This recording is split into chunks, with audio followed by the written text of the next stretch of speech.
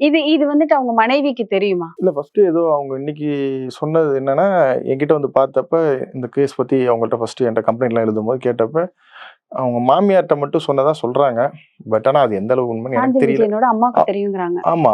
அவங்க அம்மாக்கு தெரியும். இல்ல இந்த பொண்ணோட அம்மாட்டயும் சொல்லியிருக்காங்க. நாங்க 2 பேரும் ஒரு ரிலேஷன்ஷிப்ல இருந்தோம்.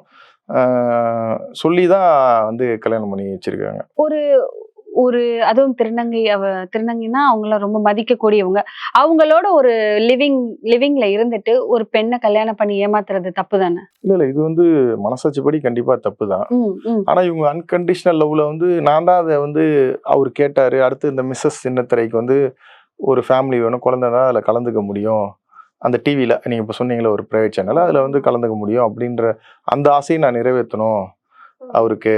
அதனால தான் நான் வந்து நானும் கேட்டேன். இவ்ளோ தூரம் லவ் பண்றேன்றீங்க.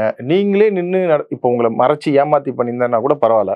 இப்படி ஒரு ஆப்ஷன் இருக்கே என்னன்னு கேட்டதுக்கு, இல்ல அதான் என்னோட லவ்வ வந்து நான் என்னோட அன்ப இப்படிதான் நான் வெளிப்படுத்தினேன். ஆனா அவரு வந்து திருமணத்துக்கு அப்புறமும் என் கூட தொடர்புல தான் இருந்தாரு. இப்ப 3 வரைக்கும் வருஷமா தொடர்பு இருந்தாரு. ஓகே. இப்போ ஒரு 5 to 6 மந்த்தா பேசுறது இல்ல. என்ன அவாய்ட் பண்றாரு. எல்லா ஷூட்டிங் ஸ்பாட்ல பார்த்தாலும் அவாய்ட் பண்றாரு. எல்லா இடத்துலயும் அவாய்ட் பண்றாரு. ஸோ அதனால எனக்கு வேற ஆப்ஷன் இல்ல. இப்படி பண்றதுக்கு.